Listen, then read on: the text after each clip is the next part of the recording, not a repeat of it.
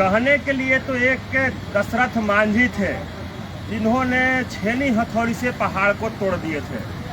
ठीक उन्हीं के पद चिन्हों पर चल रहे एक हमारे साथी हैं, जो यूपी से चल के साइकिल के माध्यम से बोधगया आंदोलन में पहुंचे हैं।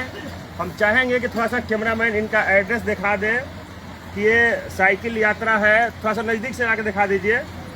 साइकिल यात्रा महाबोधि आंदोलन बोधगया ग्राम फुलडेरा हापुड़ जिला से चलकर बोधगया पहुंचे।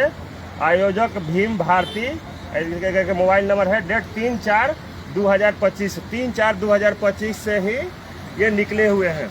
तो जिस तरीक़ा से हमारे दशरथ मांझी थे कि छेनी हथौड़ी से इतना बड़ा पहाड़ को तोड़ के रास्ता बना दिया था, उसी तरीक़ा से उसी विचारधारा से आ रहे हमारे साथी हैं, जो कि इतना दूर से, कहा जाए तो लगभग 1200 किलोमीटर दूर से साइकिल से बोधगया आंदोलन में शामिल हुए हैं। सबसे पहले स्वागत है भाई आपका। सबसे पहले मैं आपके विचार मंच का, जो आपका विचार मंच का धन्यवाद करना चाहता हूँ जी। और सभी को जय भीम, जय भारत, जय संविधान। अपना पूरा परिचय बता दीजिए। मेरा नाम भीमा भारती है और मैं गांव फुलडेरा का रहने वाला हूँ, जिला हापुड़, उत्तर प्रदेश, यूपी। अच्छा, यहाँ के धरना के बारे में आपको जानकारी कैसे मिला? मैं आपसे 1 महीने पहले एक वीडियो देख रहा था, तो मैंने आकाश लामा जी को सुना और आपके चैनल जो समता विचार है, इस चैनल को अचानक आ गया था लेकर के चैनल। अच्छा, जैसे मैं देख रहा था वीडियो, तो आगे थी वो, मैं देख रहा था, तो मेरे मन में एकदम विचार आया 1-2 दिन बाद कि मुझे भी इसकी यात्रा करनी चाहिए, क्योंकि मैंने इससे पहले भीमा कोरेगांव की यात्रा करी थी 2022 में। साइकिल से गया था। अच्छा, कितना दूर था वो लगभग? वो बैठा था मुझे 2100-2200 किलोमीटर। 2100-2200 किलोमीटर। मुझे बैठा था। अच्छा, नागपुर होता हुआ भीमा कोरेगांव। तो मेरे मन में आया कि साइकिल माध्यम सबसे बढ़िया रहेगा। गाँव जाकर लोगों को बताएंगे, जहाँ भी रुकेंगे तो अच्छा, थोड़ा सा मैसेज बढ़िया जाएगा। तो आप उतना दूर से लगभग कितना किलोमीटर होगा यहाँ से? मुझे बैठा था, वैसे तो 1000 दिखा रहा था नेट पे, पर ये 200 किलोमीटर मुझे फालतू बैठ गया, 1200 बैठ गया। तो सहारा आप गूगल के लिए कैसे लिए? मैंने सहारा तो गूगल का ही लिया था, पर उसमें थोड़ी दिक्कत हो गई थी, क्योंकि मैं सही से लोकेशन निकालूँ, मेरे को आती नहीं है। अच्छा, तो इसलिए लोकेशन थोड़ा मुझे भटका दिया। 200 किलोमीटर भटका दिया? 200 किलोमीटर पूरा भटका दिया। अरे बाप रे! तो देखिए 200 किलोमीटर भटक भी गए थे। बाप रे! साइकिल से चलना और 200 किलोमीटर भटक जाना, आप समझ सकते हैं कितना दुख की बात है। तो आप साइकिल से आप आ रहे हो, तो बहुत लोग आपको टोक भी रहे हो, कहाँ जा रहे हो? पूछ रहे थे कि कहाँ जा रहे हो। मैंने बताया कि मैं बोधगया में जा रहा हूँ, बोधगया में आंदोलन चल रहा है। फिर पूछते होंगे लोग कि कैसा आंदोलन चल रहा है? हाँ, तो मैंने बताया कि जो बुद्ध विहार पर कब्जा कर रखा है, गलत विचारधारा रखने वाले ब्राह्मणवादी सोच के लोगों ने, तो उसे कब्जे को हटवाना है। जो आकाश लामा जी में बैठे हुए हैं, विनयचारी बनते विनयचारी जी बैठे हुए हैं, वो भी को हमारे लोग बैठे, तो उनके सबके समर्थन देने के लिए क्या लगता है कि ये महाबोधि महाविहार मुक्त हो जाएगा? हाँ, हो जाएगा। अगर यहाँ लगातार धरना चलता रहा, कोशिश होगी, ऐसी बात नहीं, क्योंकि पूरे भारत में चल रहा है।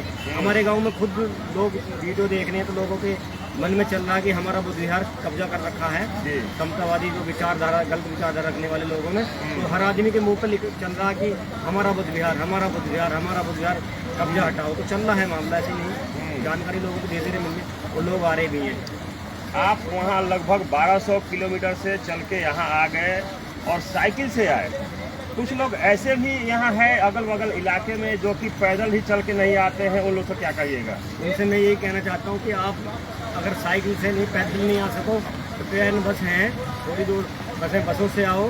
जैसे भी अपन सबके पास अब तो वाहन भी, मोटरसाइकिलें हैं, जैसे भी आ सको आओ, क्योंकि ये जो आंदोलन है ये सबके लिए है और ये विचारधारा की लड़ाई है। क्योंकि जब तक हमारी विचारधारा मजबूत नहीं होगी, हमारा जो आने वाला कल है वो मजबूत जरूर होगा। ये बहुत बड़ी विचारधारा है, क्योंकि यहाँ स्वयं तथागत बुद्ध को ज्ञान प्राप्त हुआ था और अशोक सम्राट जो महान सम्राट हुए, जिन्होंने पूरे विश्व को एक नाम दिया, जिसे जो सोने की चिड़िया होता था उनके राज में। तो अगर ये बुद्ध विहार हमारे विश्व के कब्जे में आया, तो कहीं ना कहीं शिक्षा के क्षेत्र पर भी असर पड़ेगा और एक बहुत बड़ी क्रांति हो सकती है। और क्या कहेंगे, सरकार को क्या कहेंगे, जो कि आज लगभग 64 दिन हो गए लेकिन सरकार नहीं सुन रही है? सरकार को तो मेरा यही कहना है कि अब अगर सरकार नहीं सुनती है तो सुनेगी, क्योंकि चुनाव का भी दौरा है, सरकार तो जरूर सुनेगी, ऐसा नहीं है। अगर हमारे विप्लव लोग यहाँ मजबूती से बैठे रहे, मजबूती तरीके से बैठे रहे, तो ईमानदारी से हो जाएगा काम, जीत होगी हमारी। मजबूती के साथ में जीत होगी। जिस तरीका से आप नौजवान साथी हैं और ये अपना जवानी का फायदा उठाए, जिस तरीका से अपने मन में ठान के साइकिल से चल के वहाँ से आ गए, तो क्या नौजवानों से क्या आग्रह कीजिएगा इस आंदोलन को लेकर? नौजवानों से मेरा यही आग्रह है कि आप आएँ और इस आंदोलन में अपना समय दें और जो बुद्ध विहार की विचारधारा है, जो महाबोधि बुद्ध विहार है, वहाँ भी जाएँ, उससे सीखें और इस आंदोलन से भी सीखने को मिलेगा आपको। इससे भी आपको क्रांति जो आपके अंदर अगर आप कुछ करना चाहते हो तो इस आंदोलन से मिल सकता है, क्योंकि यहाँ भी तरह तरह के लोग आ रहे हैं, अलग अलग जो तथागत बुद्ध की विचारधारा मानने वाले लोग हैं वो लोग यहाँ आ रहे हैं, हर प्रदेश से यहाँ आने, तो सीखने को भी मिलेगा। ये आंदोलन आपको सीख भी दे रहा है, ऐसा नहीं है कि सीख नहीं दे रहा, यहाँ आपको सीख भी दे रहा है। बहुत युवा ऐसे हैं जो युवाओं को पंचशील की भी पता नहीं है, पंचशील के बारे में आपको जानकारी होगी। अच्छा, क्या लगता है कि यहाँ जो आंदोलन जब सफल हो जाता है तो और जगह बुद्ध की प्रतिमाओं पर अतिक्रमण किया गया है, क्या हट जाएगा क्या? अगर ये हमारी जीत होती तो पक्का हटेगा। बहुत बुद्ध विहार ऐसे हैं जिन पर आज भी हमारे जो भिक्षु लोग हैं, जो इन्होंने देवी देवताओं के नाम का मंदिर बना रखे हैं, तो सब पे धीरे धीरे होगा, मामला चल जाएगा। अगर ये जीत होती है, सबसे पहले इसमें जीत करना है अपनी, इस विचारधारा को जीतने का मकसद है हमारा, इस विचारधारा को, क्योंकि ये विचारधारा है। ये बुद्ध विहार एक बुद्ध विहार तो है, ये विचारधारा भी है, क्योंकि यहाँ तथागत को यहाँ ज्ञान प्राप्ति हुई थी।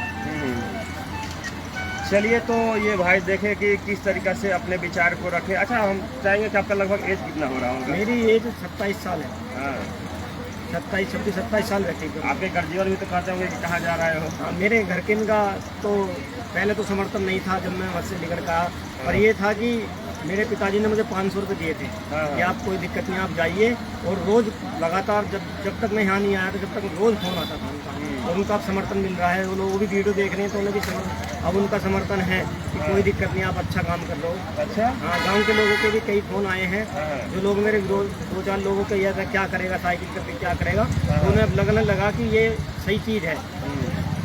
अच्छा, आप रास्ते में आ रहे होंगे तो आपको रुकने में भी कहीं प्रॉब्लम होता होगा? रुकने में जब मैं ऐसा था, जब मुझे शाम का टाइम 5-6 बजे, जैसे 6 बजते थे, तो अपने आप ही मुझे कोई ना कोई व्यक्ति ऐसा मिल जाता था जो मुझे सेम अपने घर रुकवाता था, फोन करता था मेरे पास, मुझे नंबर देता था कि कोई दिक्कत हो तो बताना। तो मुझे कई भाई ऐसे मिले जो अचानक मिले और मुझे अपने घर तक लेके गए।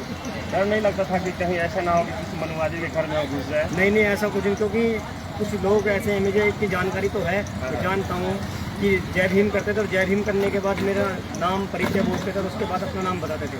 तो कहते थे कि आप हमारे गांव में आइए, फोन करते थे, क्योंकि कुछ चीज़ ऐसी होती है मैं जानता हूँ इसकी, तो मुझे जानकारी, फीलिंग कैसे आप समझ सकते? मुझे जानकारी है क्योंकि मैंने भीमा कोरे गाँव की यात्रा की है, तो मुझे सारी जानकारी है। चलिए, बहुत बहुत धन्यवाद भाई, इतना साथ हमको समय दिए। तो देख सकते हैं ये भाई कितने नौजवान हैं, और देख सकते हैं साइकिल को किस तरीके डेकोरेट किए हैं। पीछे में देखिए बाबा साहब के नीला झंडा लगा हुआ है, और साथ में ये पंचशील का झंडा लगा हुआ है, और साइकिल पर इन्होंने अपना एक बोर्ड लगा दिए हैं कि हम महाबोधि महाविहार मुक्ति आंदोलन में जा रहे हैं। तो इस भाई को क्या कहेंगे? क्या लगता है कि दशरथ मांझी जैसा भी ये भी एक इतिहास रचेंगे? हमारे वीडियो पर कमेंट जरूर कीजिएगा। सभी साथियों को नमो बुधाय, जय भीम, जय संविधान।